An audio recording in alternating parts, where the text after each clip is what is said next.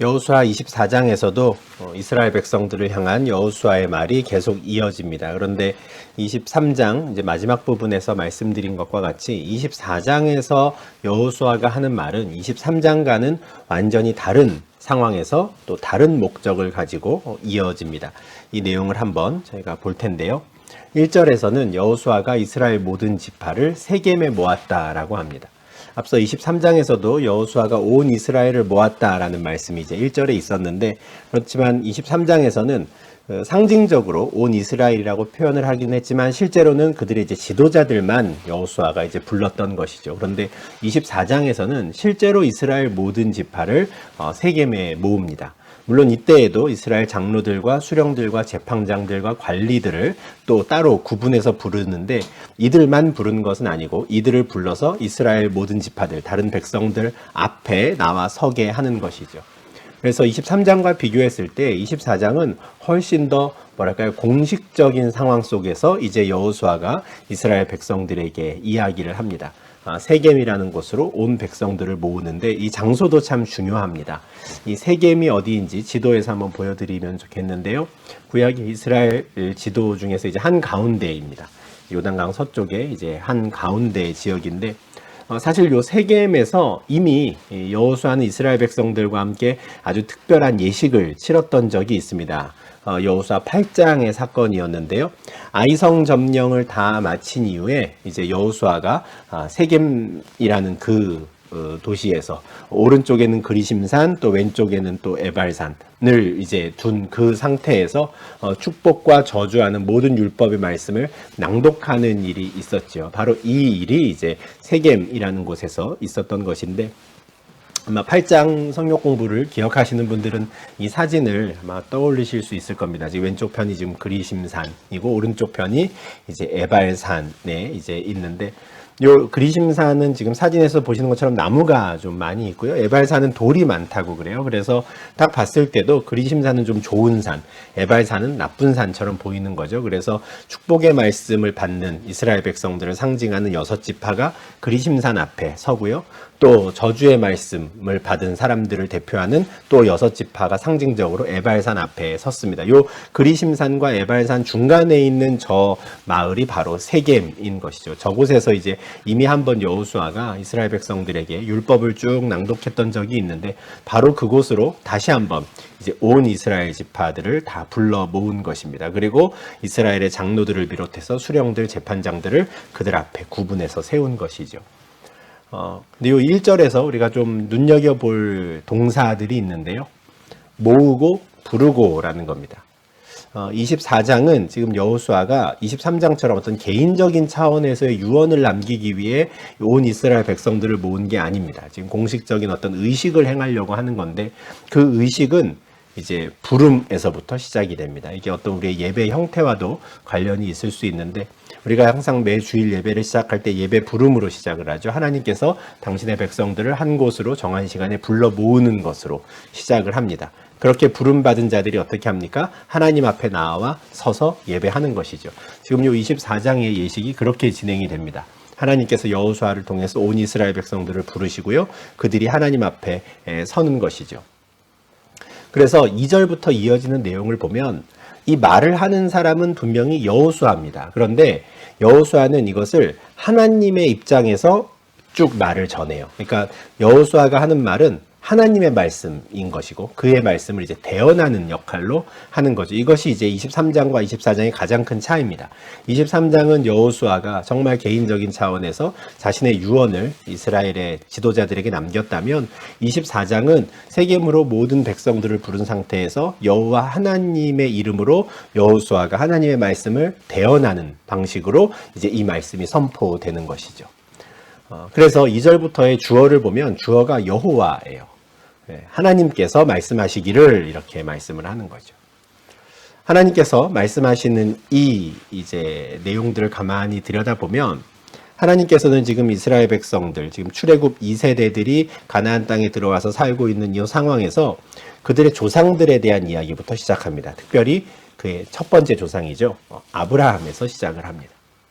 옛적에 너희의 조상들 곧 아브라함의 아버지 나홀의 아버지 데라가 강 저쪽에 거주하여 다른 신들을 섬겼으나, 원래 이스라엘의 조상 아브라함은 어디에 살던 사람입니까? 강 저쪽에 거주하던 사람이다 라는 건데, 여기서 말하는 강은 요단강이 아닙니다. 유프라테스 강이고요. 강 건너편이기 때문에 이 데라는 원래 메소포타미아 지역 사람이었죠. 가나안 땅 사람이 아니라 메소포타미아 사람이었고요. 그 지역에서 여호와를 섬기던 사람이 아니라 다른 신들을 섬기던 사람이었습니다. 이게 원래는 이스라엘의 조상의 정체성이었어요. 사실 이스라엘 백성들, 가나안 땅에 들어와서 우리는 여호와 하나님의 백성이야를 자부하고 있던 사람들 입장에서는 사실 감추고 싶은 과거죠. 왜냐하면 이방신들과 우리는 달라, 이방인들과 우리는 달라, 우린 여호와 하나님을 섬기는 자야라고 어떤 우월의식을 느끼고 있었다면 하나님께서 그들을 다시 일깨우시는 겁니다. 아니야, 너희도 원래 저들과 똑같은 사람들이었어를 말씀하시는 것이죠. 너희들은 원래 가나안 땅 사람도 아니었고 저 메소포타미아에서 다른 신을 섬기던 사람들이 너희의 조상이야라는 겁니다. 그런데 그를 이곳으로 불러낸 사람이 바로 나다라고 하나님 말씀하시는 것이죠. 내가 너희의 조상 아브라함을 강 저쪽에서 이곳으로 이끌어냈다라는 겁니다. 그렇게 이끌어내어서 이 가나안 온 땅에 너희 그의 후손들을 두루 행하게 하기 위해서 그의 씨를 내가 번성하게 했다. 이게 지금 너희의 조상들에게 내가 행한 일이다라고 하나님께서 말씀하시는 것이죠. 요 2절과 3절에서 하나님께서 하시는 말씀을 이제 아주 딱 잘 요약하고 있는 말씀이 사도행전 7장 2절부터 4절에 있는데요. 스데반 집사님께서 이제 유대인들에게 전했던 설교 중에 시작이 이렇게 되었었습니다. 우리 조상 아브라함이 하란에 있기 전 메소포타미아에 있을 때죠. 요 메소포타미아가 어디입니까? 아까 24장 2절에서 강 저편이라고 표현된 바로 그 지역입니다. 그때 그들은 이 아브라함은 그의 아버지와 함께 다른 신을 섬기고 있었죠. 그런데 그렇게 다른 신을 섬기고 있을 때 영광의 하나님이 그에게 나타나셨고요. 너의 고향과 친척을 떠나 내가 너에게 보일 땅으로 가라라고 했습니다. 하나님께서 24장 3절에서 말씀하신 것처럼 지금 이 가나안 땅의 곳곳으로 그들이 퍼져서 살게 하시기 위해서 일로 인도해 내셨다라는 거예요. 그런데 이곳으로 오는 동안에 아브라함이 한동안 머물렀던 곳이 있죠. 하란이라는 곳에 머물렀습니다. 그곳에서 그의 아버지가 이제 세상을 떠날 때까지 그와 함께 있다가 아버지가 세상을 떠나자 하나님께서 다시 한번 아브라함을 그 하란에서부터 지금 사는 이 땅, 가나안 땅으로 옮기셨다라는 거죠. 이게 지금 여호수아 24장 2절과 3절에서 하나님께서 하신 말씀인데 스데반 집사님이 이렇게 잘 좀 더 구체적으로 설명을 했습니다. 이 내용을 우리가 지도에서 한번 보면 좋겠는데요. 이게 이제 고대 근동 지역의 지도인데 요 유프라테스 강 또는 이렇게 우리 필요한 지명들이 잘 나와 있는 지도를 찾기가 좀 쉽지는 않았는데 여기 하단에 있는 것처럼 abrahampark.com이라는 곳에서 이 지도를 잘 만들어 주셔서 제가 쓰게 됐습니다. 지금 이 여호수아가 온 이스라엘 백성들을 불러 모은 곳은 세겜이죠. 가나안 땅에 있는 저 한가운데 세겜이라는 곳입니다. 근데 그곳에서 하나님께서 이스라엘 백성들에게 말씀하시면서 어디서부터 시작합니까? 너의 조상 아브라함이 강 저편에서 있을 때부터 시작하죠. 강 저편 어디에 있었냐면 우르라는 곳에 있었죠. 메소포타미아 지역 갈대아 우르에 있었습니다. 이곳이 바로 이제 강 저편인데 그 강이 이제 유프라테스 강인 거죠. 근데 저 강 저편에서 다른 신을 섬기고 있던 아브라함을 하나님께서 부르셨어요. 저 약속의 땅 가나안으로 오라고 부르셨죠. 그래서 저 우르에 살던 아브라함은 자기 아버지 데라와 함께 이동을 시작합니다. 근데 이동을 하던 중에 어디에 머무릅니까? 하란이라고 하는 곳에 머무르죠. 그곳에서 이제 한동안 시간을 보내다가 체류하고 살다가 아버지 데라가 세상을 떠났을 때 하나님께서 하란에 있던 아브라함을 다시 가나안 땅으로 인도하셨다라고 합니다. 그래서 우르에서 하란으로 가고 하란에서 세겜으로 내려오는 것이죠. 우르에서부터 그냥 9시 방향으로 쭉 와서 가나안 땅으로 바로 오면 제일 가까울 것 같지만 지금 지도에서 보시는 것처럼 그 가운데가 사막 지역이거든요. 그래서 사람들이 다닐 수가 없는 곳입니다. 그래서 사람들이 다니는 육로를 따라서 가다 보니 저 11시 방향으로 올라갔다가 다시 이제 7시, 8시 방향으로 내려오는 식으로 우르에서 하란을 거쳐서 가나안 땅으로 돌아오게 됐다라는 것이죠. 이게 뭐였습니까? 하나님께서 저 강 저편에서 살고 있던 이스라엘의 조상을 가나안 땅으로 인도하신 여정이었습니다. 그때 하나님께서 아브라함에게 주셨던 약속은 창세기 12장 1절에 있죠. 네가 만약에 너의 고향과 친척과 아버지 집을 떠나면 내가 너에게 땅을 주겠다 하셨고요. 너의 후손들로 하여금 큰 민족을 이루겠다 약속을 하셨거든요. 그리고 그 민족을 이루어 주겠다라는 약속을 이삭을 통해서부터 이제 본격적으로 시작을 하셨죠. 하나님께서 그 약속을 처음 말씀하셨을 때만 해도 아브라함과 사라에게는 한 사람의 자녀도 없었지만 그 약속을 받고 아브라함이 그 약속을 믿었을 때 하나님께서 그것을 의롭게 여기시고 그에게 이제 신실하게 하나하나 약속의 말씀들을 이루어 가시는 겁니다. 그래서 제일 먼저 이삭을 주시죠. 그 다음부터 이제 아브라함의 후손들이 번성하기 시작했는데 이삭에게는 야곱과 에서라고 하는 두 명의 아들들이 있었습니다. 이들 중에서 이제 에서는 세일산으로 떠났고요. 하나님께서는 아브라함에게 주신 약속을 야곱을 통해서 성취하고자 하십니다. 그래서 야곱과 그의 자손들을 애굽으로 내려 보내셨죠. 그 애굽 땅에서 정말 아브라함의 후손들이 큰 민족을 이룰 때까지 하나님께서 기다리십니다. 우리가 앞서 보았던 그 여호수아서의 말씀들을 생각을 해보면 하나님께서 아브라함에게 이 땅을 너희 후손들에게 주겠다고 말씀하신 이후에 430년이나 지나서야 비로소 이제 그 일들이 이제 이루어지는데 그동안에 이제 아모리 족속의 죄가 아직은 그 땅에 가득하지 않았기 때문이다라고 창세기에서는 말씀했습니다. 근데 그럼 아모리 족속의 죄악이 가득해질 때까지 그냥 하나님이 가만히 그냥 기다리고만 계셨느냐? 그게 아니라는 것이죠. 오늘 본문 4절에서 그 시간 동안 하나님께서는 야곱의 후손들을 애굽으로 보내셔서 그곳에서 큰 민족을 이루게 하시는 겁니다. 400년이 지나는 동안에 어느새 아브라함의 후손들은 큰 민족이 되어 있었고요. 그곳에서부터 하나님께서 다시 모세와 아론을 보내서 인도해 내셨다라는 겁니다. 그리고 그들을 가나안 땅으로 들여보내신 것이죠. 이것도 우리가 지도에서 한번 보면 하나님께서 아브라함에게 그리고 그의 후손들에게 주겠다고 약속하신 가나안 땅은 요 파란색으로 표시된 곳인데요. 아브라함의 아들 이삭에게 이제 야곱과 에서라고 하는 두 아들이 있었고 그 중에 에서는 세일산으로 갔습니다. 지금 이 사해 이제 남쪽 지역 에돔이라고 하는 곳. 에돔이 이제 바로 에서의 후손들이죠. 그리고 또 다른 아들 야곱과 야곱의 후손들은 애굽으로 갑니다.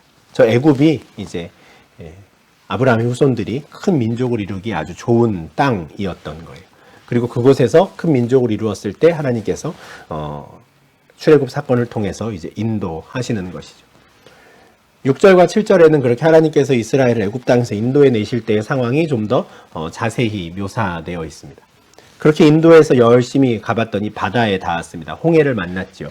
그때 이스라엘 백성들은 부르짖었습니다. 하나님께서 우리를 여기서 지금 죽이시렵니까? 하고 하나님을 원망하기도 하죠. 뒤쫓아오는 병거와 마병 때문에 겁을 집어먹습니다.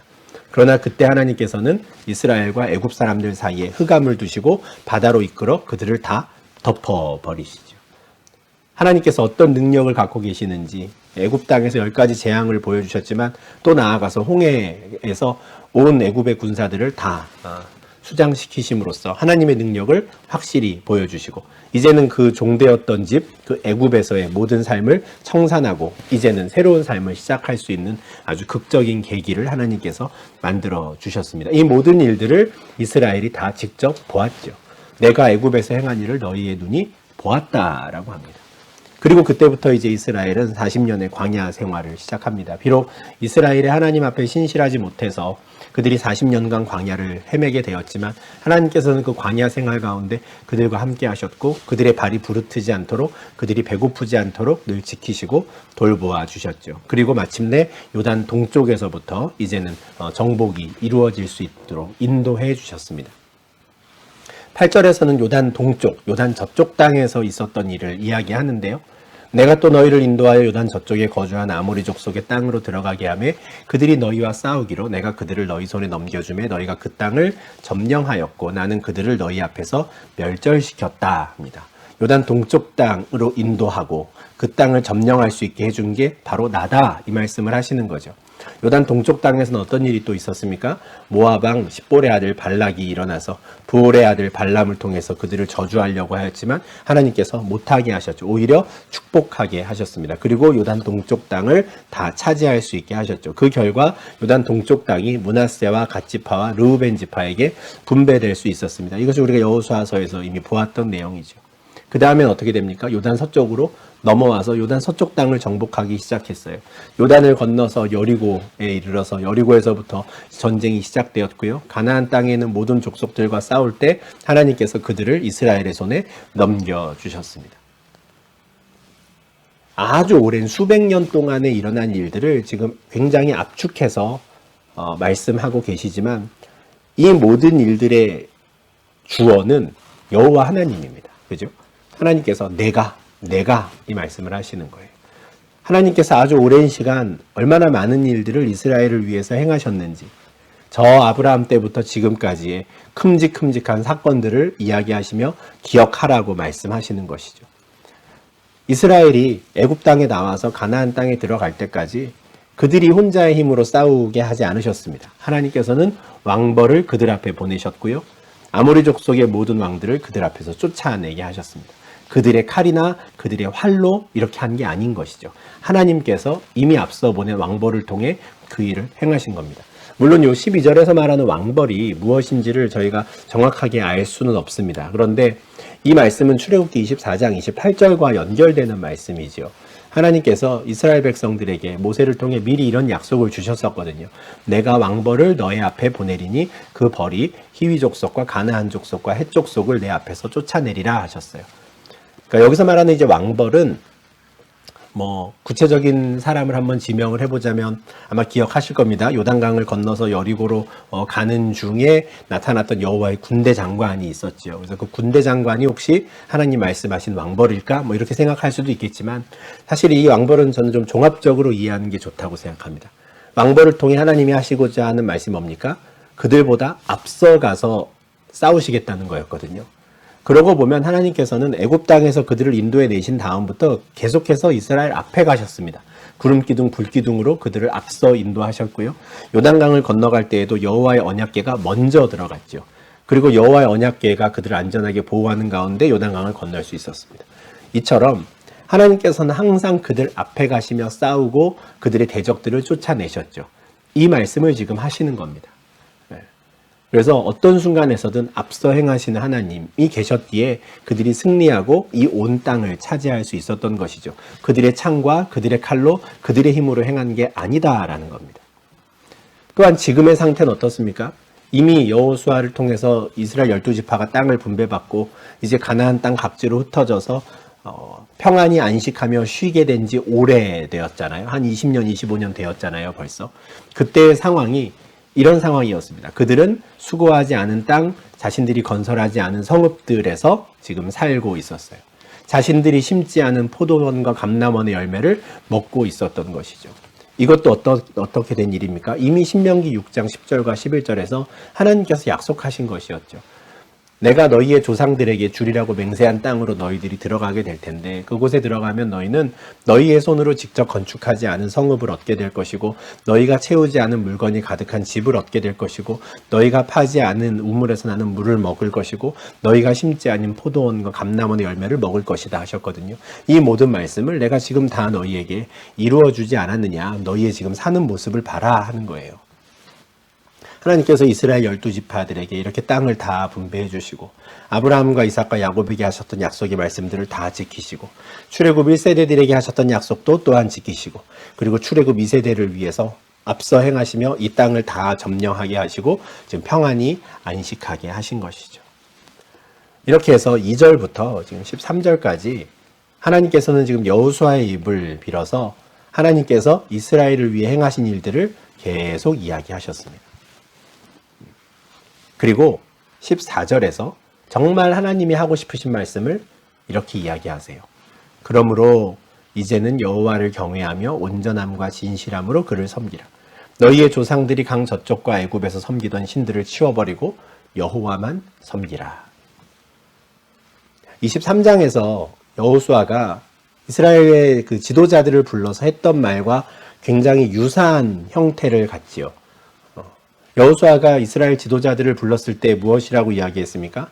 여호와 하나님께서 너희를 위해 행하신 일을 기억해라 이렇게 이야기를 했었죠. 23장 3절이었는데요. 여호와께서 너희를 위하여 이 모든 나라에 행하신 일을 다 보지 않았느냐? 그분이 우리를 위해 싸우지 않았느냐 했어요. 이 말을 했던 이유가 무엇입니까? 그러므로 너희는 모세의 율법책이 기록된 것을 지키라. 그러므로 너희는 스스로 조심해서 여호와 하나님을 사랑해라. 이 말을 했잖아요. 똑같은 형식입니다. 2절부터 13절까지 하나님께서 이스라엘을 위해 행하신 일들을 직접 말씀하시는 거예요. 내가 이런 일도 해주지 않았느냐? 저런 일도 해주지 않았느냐? 너희를 위해 내가 얼마나 신실하게 일했는지 너희가 알지 않느냐? 너희가 직접 보지 않았느냐? 그러므로 너희는 이제 나를 섬기라. 이렇게 말씀하시는 것이죠. 여호와 하나님께서 행하신 일을 기억하는 것. 그것에서부터 우리는 여호와 하나님을 사랑하고 여호와 하나님을 섬기는 일을 시작할 수 있습니다. 하나님이 나랑 어떤 관계인지를 알아야 되잖아요. 그것을 인정해야 하나님만을 섬길 수 있지 않겠습니까? 그러니 하나님께서 나를 위해 행하신 일이 무엇인지를 기억하는 일은 아주 중요한 일입니다. 우리가 지난 주일이 오순절 성령 강림절이었는데요. 성령 강림절에 성령께서 임하셨을 때 제자들이 예루살렘 시내 곳곳으로 흩어져 했던 일이 무엇이었습니까? 여러 각 나라의 언어로 하나님의 큰 일을 선포했죠. 하나님께서 우리를 위해 행하신 일을 선포하는 거였어요. 무슨 일을 행하셨습니까? 독생자 예수 그리스도를 보내셔서 죽게 하시고 부활하게 하셨죠. 그게 우리를 위해 행하신 하나님의 큰 일이었어요. 이스라엘을 위해서 행하신 하나님의 일은 무엇이었습니까? 아브라함과 이삭과 야곱과 맺으셨던 약속을 지키셨고 지금 이스라엘 12지파에게 안식을 주셨지요. 이처럼 각 시대마다 또는 상황에 따라서 사람마다 하나님께서 하신 일들은 다 다르게 말할 수 있어요. 그러나 그 모든 것은 하나님의 큰 일이고요. 그것을 기억하는 자들만이 하나님을 섬길 수 있는 것이죠. 똑같은 이야기를 지금 하나님께서 직접 하고 계시는 겁니다. 그러므로 이제는 너희가 나를 경외해야 되지 않겠느냐. 온전함과 진실함으로 나를 섬겨야 하지 않겠느냐. 예전에 너희 조상들이 저 강 저쪽에서 유프라테스 강 건너편에서 우상을 섬겼고 애굽 땅에서 너희가 우상을 섬겼지만 이제 다 치워버리고 나만 섬겨라 하는 거예요. 하나님께서 주시는 모든 율법은 사실은 이런 형태로 기록이 되어 있습니다. 이 순서가 아주 중요해요. 출애굽기 20장에 있는 10계명도 이렇게 되죠. 나는 너를 애굽 땅 종되었던 집에서 인도하여 낸 내 하나님 여호와니라 라는 말씀으로 먼저 이야기를 하고요. 그 다음에 첫 번째 계명이 나옵니다. 너는 나 외에는 다른 신들을 내게 두지 말라. 다짜고짜 그냥 하나님이 너 나만 섬겨, 다른 신들을 섬기지 마 이렇게 말씀하시는 게 아니라는 거예요. 이미 그들에게 은혜를 베풀어 주신 것을 기억하게 하시는 겁니다. 이미 이스라엘은 어떤 은혜를 받았었습니까? 애굽 땅 종되었던 집에서 인도해냄을 받았었죠. 그들에게 은혜를 베푸시고 사랑을 베푸셨던 하나님께서 이런 요구를 할 자격이 있으시는 겁니다. 그러니 너는 나 외에는 다른 신들을 섬기지 마. 신명기 6장에도 같은 형태가 나오죠. 너는 조심하여 너를 애굽 땅 종되었던 집에서 인도하여 내신 여호와를 잊지 말라. 그리고 무엇을 해야 합니까? 여호와를 경외하고 그를 섬겨야 하는 것이죠. 23장에서 여호수아가 한 말이나 24장에서 여호와 하나님께서 직접 하시는 말씀이나 같은 거예요. 하나님이 무슨 일을 행하셨는지를 기억하라라는 겁니다. 그리고 그것을 기억하고 그 하나님께 감사하며 하나님만을 섬겨라 하는 거죠. 이게 사실 여호수아 23장과 24장의 핵심 주제입니다. 우리가 꼭 기억해야 하는 말씀이죠. 하나님께서 나를 위해, 우리 가정을 위해, 우리 교회 공동체를 위해 무슨 일을 하셨는가를 기억해야 하는 겁니다. 그것을 잊지 말아야 해요. 그래야 우리는 여호와 하나님만을 섬길 수 있습니다. 우리 자녀들이 묻겠죠. 왜 우리가 교회 가야 하냐고. 왜 우리가 하나님 말씀을 지켜야 하냐고. 그때 우리는 이야기해 줄 수 있어야 하는 겁니다. 부모로서 그냥 우리가 배운 대로 그 성경만 말씀만 이야기할 게 아니라 하나님께서 나를 위해 무슨 일을 행하셨는지, 하나님께서 아빠 엄마를 위해 어떤 일을 행하셨는지 구체적으로 이야기를 해주며 이러니 우리 가족은 여호와 하나님만을 섬길 거야 이렇게 말을 해야 하는 것이죠. 지금 여호수아가 하는 게 딱 그겁니다. 15절에서 여호수아가 이렇게 말하거든요.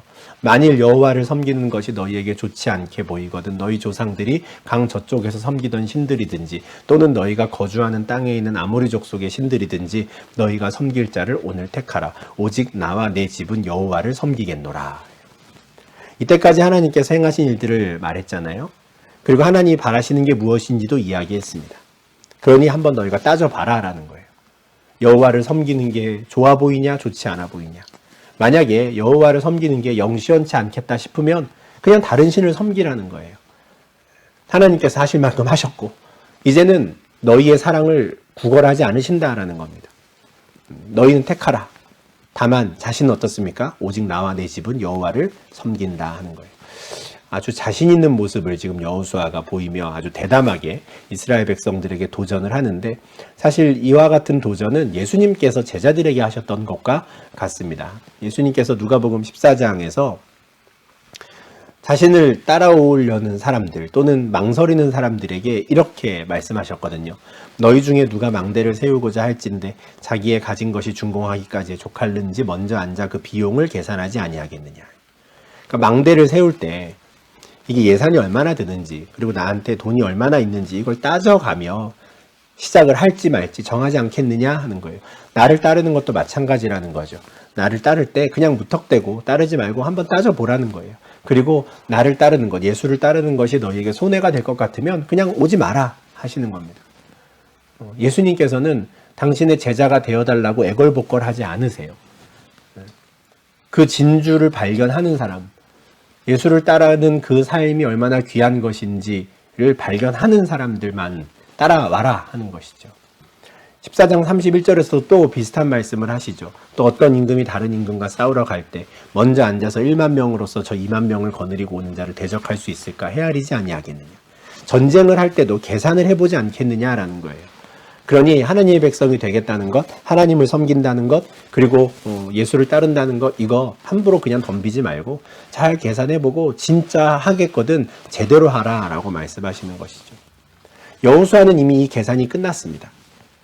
이미 그는 평생의 삶에서 하나님이 얼마나 좋은 분이고 얼마나 신실한 분인지, 나를 위해, 우리 가정을 위해, 우리 이스라엘을 위해 어떤 일을 행하셨는지를 너무 잘 알아요. 그래서 이미 그는 결정했어요. 오직 나와 내 집은 여호와를 섬기겠노라.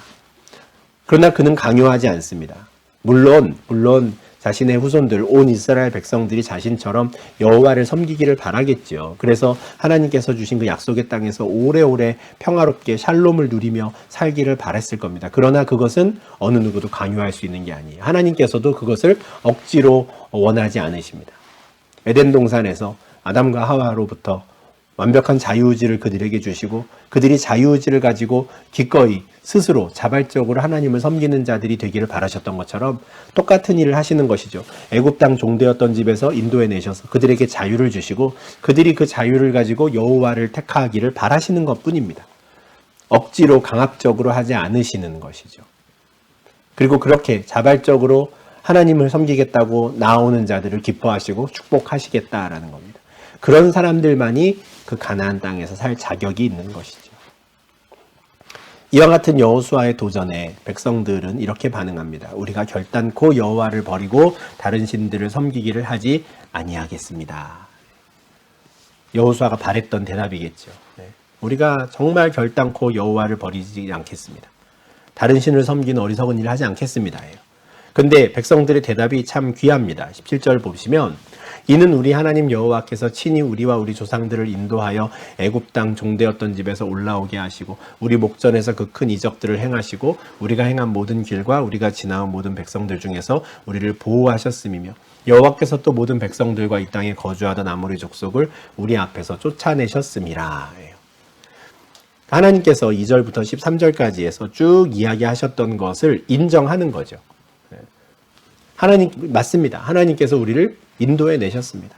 그렇습니다. 하나님께서 우리를 위해 큰 이적들을 행하셨고 하나님께서 우리를 언제 어디에서든 보호하셨습니다. 그리고 그 하나님께서 가나안 땅에 있던 다른 아모리 족속들을 우리 앞에서 다 쫓아내셨습니다. 이 모든 일들 하나님께서 하신 게 맞습니다. 그러므로 우리도 여호와를 섬기겠습니다. 참 귀한 고백이죠.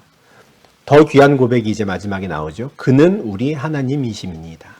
우리는 모두 그 여호와를 우리의 신으로 섬기겠습니다 하는 거예요. 22장 34절에서 이 요단강 동쪽으로 넘어가던 르우벤 자손과 갓 자손이 요단강 서쪽에 이제 제단을 쌓은 게 있었는데 그 제단을 에시라고 부르면서 뭐라고 말했었습니까? 여호와께서 하나님이 되시는 증거 이렇게 말했거든요. 요단강 동쪽으로 넘어가는 이 사람들도 그 이스라엘의 여호와를 신으로 섬기는 사람들이다라는 증거로 이 제단을 쌓았었죠. 지금 공통되는 고백을 또 여호수아 24장에서 함께 하고 있는 겁니다. 우리 모두는 그 여호와, 우리를 위해 이 많은 일들을 행하신 그분을 우리의 하나님으로, 우리의 신으로 섬기겠습니다. 이렇게 고백을 하는 거예요. 이와 같은 고백은 사실 출애굽 2세대들은 처음 하는 거지만 하나님 입장에서는 이미 이 출애굽 1세대를 통해서 이와 같은 말을 들었던 적이 있습니다. 출애굽기 24장이었는데요. 모세가 여호와의 모든 말씀과 그 모든 율례를 백성들에게 쭉 이야기했을 때 출애굽 1세대들은 모두 한 소리로 대답을 했었죠. 여호와께서 말씀하신 모든 것을 우리가 준행하겠습니다. 이렇게 해서 하나님과 이스라엘이 언약을 맺고요. 이스라엘은 하나님의 언약의 백성이 되고 여호와는 그들의 하나님이 되셨죠. 똑같은 일을 지금 출애굽 2세대가 한 번 더 고백하고 있는 겁니다. 그래서 저희가 여호수아 24장에 있는 이 공식적인 예식을 언약의 갱신이라고 하는데 그 갱신의 고백을 지금 출애굽 2세대가 하는 것이죠. 그럼 이런 고백을 들은 여호수아의 반응은 어떨 것인가? 굉장히 의외의 반응이 나오는데요. 19절에서 너희가 여호와를 능히 섬기지 못할 것이다 이렇게 말해요. 이제 의외죠.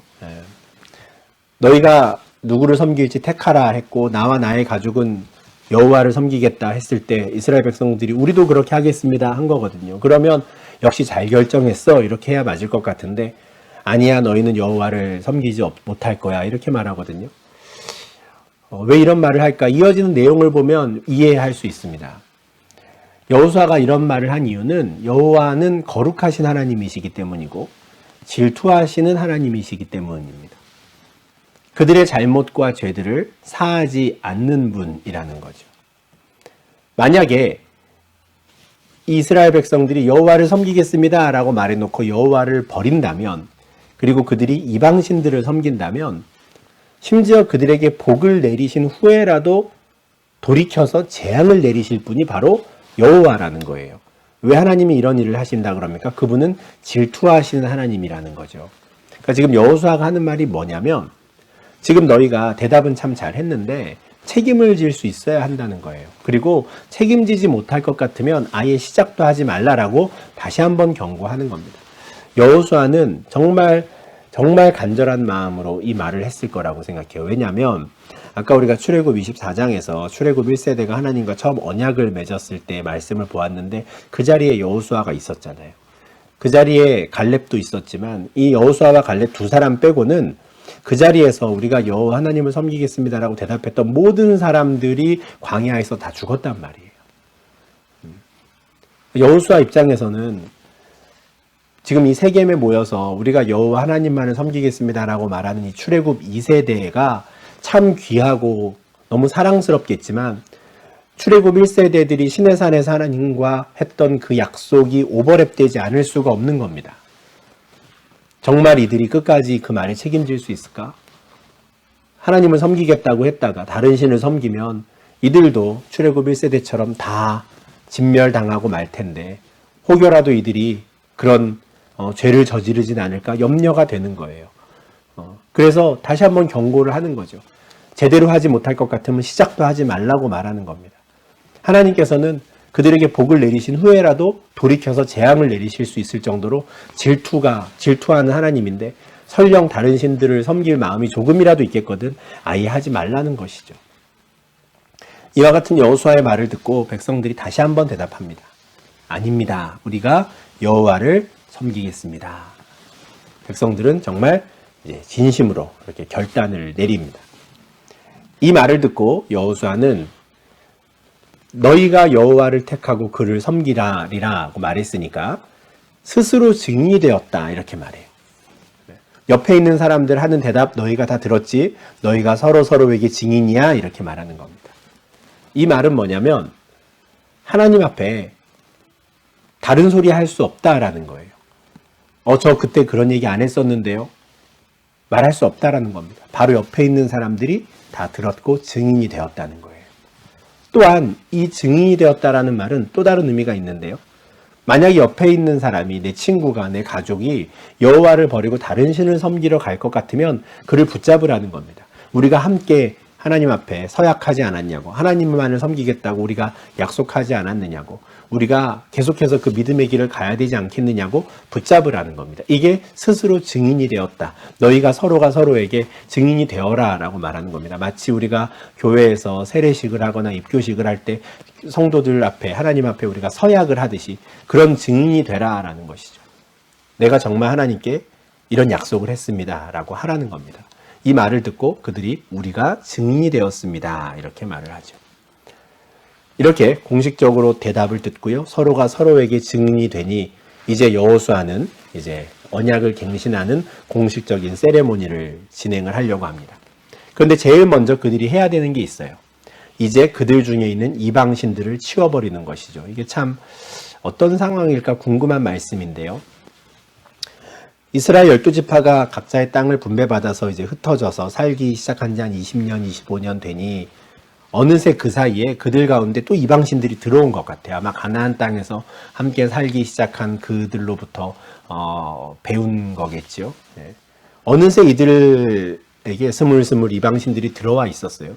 지금이라도 다시 그걸 치워버리라고 하죠. 그리고 그들의 마음을 여호와 하나님께로 향하라 합니다.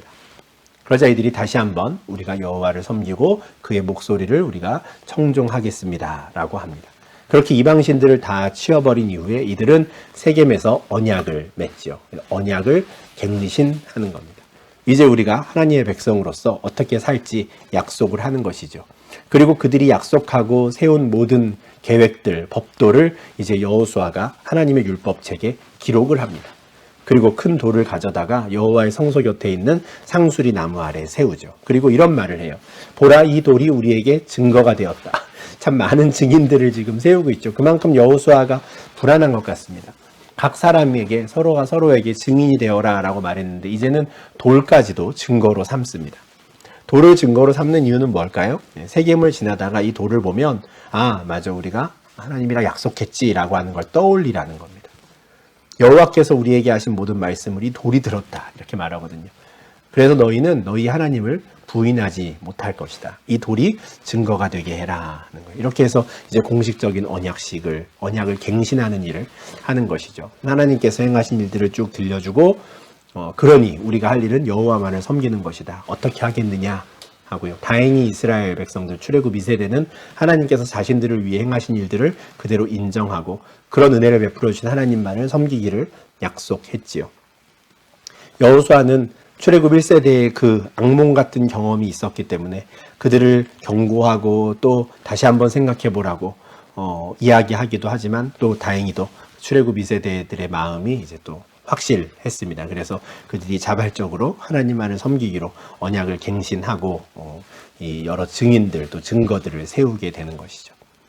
이 모든 갱신 작업이 끝난 이후에 이제 이스라엘 12지파는 다시 각기 자신들의 기업으로 돌아가게 됩니다. 여기까지가 이제 여호수아가 해야 했던 모든 일들이었고요. 이 모든 일들을 여호수아가 잘 마무리를 합니다. 이렇게 모든 일을 마무리한 여호수아가 이제 세상을 떠나지요. 29절인데요. 이 일 후에입니다. 언약을 갱신한 후에 여호와의 종 눈의 아들 여호수아가 110세에 죽었다는 거예요. 참 오랜 세월 그가 이 가나안 땅의 정탐꾼으로 또 이스라엘의 지도자로 그렇게 살았는데 그가 모든 사역을 마치고 이제 110세에 세상을 떠난 겁니다. 우리 여호수아 개관을 할 때 말씀을 드렸다시피 요 29절에 아주 인상적인 표현이 나오지요. 여호와의 종이라는 말씀이었습니다. 1장 1절에서는 모세만 여호와의 종이었잖아요. 그리고 여호수아는 그 모세의 수종자, 모세의 시종이었습니다. 그러니까 여호수아는 여호와 하나님과 직접 관계가 없었어요. 여호와가 계시고 그 밑에 그의 종 모세가 있고 그 밑에 모세의 시종 여호수아가 있었던 것이죠. 그런데 이 상황 속에서 하나님께서 바라셨던 건 그냥 모세가 그에게 주었던 율법을 잘 지키는 것뿐이었습니다. 그게 모세의 종이었던 여호수아가 할 일이었죠. 그런데 이 모든 일들을 다 잘 해내고 나니 하나님께서 여호수아를 너도 나의 종이다 이렇게 말씀을 해주시는 거죠. 그래서 모세와 같은 반열에 이제 그를 두시는 겁니다. 그래서 여호수아서 전체를 통틀어서 딱 한 번 이제 여호수아가 여호와의 종이라고 불리게 되는데 비로소 그가 죽음에 이르러서야 모든 사명을 다 마친 이후에야 비로소 여호와의 종이라고 불렸다라는 것을 우리가 꼭 좀 기억할 수 있으면 좋겠습니다. 그렇게 그가 세상을 떠나자 이제 이스라엘 백성들을 그를 딥낫세라에 장사하는데요. 19장 50절 말씀에서 보았듯이 이 딥낫세라는 여호수아가 분배받은 그 성읍이었습니다. 그곳에 이제 여호수아가 묻히게 되는 것이죠. 그리고 31절에는 이런 말씀이 있습니다. 이스라엘이 여호수아가 사는 날 동안과 여호수아 뒤에 생존한 장로들 곧 여호와께서 이스라엘을 위하여 행하신 모든 일을 아는 자들이 사는 날 동안 여호와를 섬겼더라. 이게 해피엔딩처럼 끝나는 말씀이죠. 여호수아가 사는 날 동안 또 뒤에 생존한 장로들 있는 동안 여호와를 잘 섬겼다 하는데 사사기 2장 7절에 이 말씀이 똑같이 반복이 되는데 사사기 2장 7절에서는 어떤 뉘앙스냐면 여호와께서 행하신 모든 일들을 아는 자들이 사는 날 동안에만 여호와를 섬겼더라 이렇게 됩니다. 여호와께서 행하신 일들을 잊어버리자 이제 더 이상 그들이 여호와를 섬기지 않았다라는 말씀으로 이어지죠. 그게 사실 사사기 전체에 퍼져 있는 이야기입니다. 이 31절에서 우리가 아주 중요한 말씀의 의미를 찾을 수 있는데 거듭 말씀을 드리지만 여호와께서 행하신 일을 아는 사람들만이 여호와를 섬길 수 있는 겁니다. 여호와께서 행하신 일을 기억하는 자들만이 여호와를 섬길 수 있어요. 그것을 잊어버린다면 하나님께서 나를 위해 무슨 일을 하셨는지 그래서 궁극적으로 하나님과 내가 어떤 관계인지를 잊어버리면 여호와를 섬길 이유가 없는 것이죠. 섬겨야 되는 이유를 모르는 겁니다. 그래서 다시 한번 말씀드리지만 여호와께서 나와 우리 가정, 우리 교회 공동체를 위해서 무슨 일을 행하셨는지, 어떤 일을 하셨는지를 우리가 잘 기억하는 것, 이것이 우리의 신앙생활의 출발점이 될 수 있습니다. 이 사실을 꼭 기억하시면 좋겠고 이것이 여호수아 23장과 24장의 사실 결론과도 같은 말씀이기 때문에 꼭 기억하실 수 있으면 좋겠습니다. 이어지는 이제 32절부터 이제 마지막 절까지 약간 부록처럼 있는 말씀이 있어요. 이스라엘 자손이 애굽에서 가져온 요셉의 뼈를 세겜에 장사했다라는 것이고 그 요셉의 뼈를 장사한 곳은 야곱이 베크시타를 주고 세겜의 아버지 하몰의 자손들에게서 산 밭이었다라는 말씀이 이제 붙어 있거든요. 이게 약간 에필로그 같이 이제 붙어 있는 말씀인데요. 요 내용은 어디에서부터 연유한 것이냐면 창세기 50장 25절에서부터 연유한 겁니다. 창세기 50장에서 요셉이 세상을 떠나면서 이스라엘 자손들에게 이런 맹세를 하게 하거든요. 하나님이 반드시 당신들을 돌보셔서 당신들을 여기서 나가게 하실 때가 있을 텐데 그때 내 해골을 메고 가겠다고 맹세하라 라고 해요. 그리고 이스라엘 백성들이 맹세를 하죠. 예, 알겠습니다. 우리가 반드시 당신의 유골을 가지고 가겠습니다. 이렇게 맹세를 해요. 그리고 참 놀라운 것은 이 맹세를 모세가 지킵니다. 출애굽기 13장 19절인데요. 무려 한 400년이나 지난 시점인데 이 약속을 기억하고 있었던 것이죠. 하나님께서 얼마나 신실하게 이 약속을 이루어 가시는지를 참 보여주는 장면인데 모세가 요셉의 유골을 찾아 나오는 것이죠.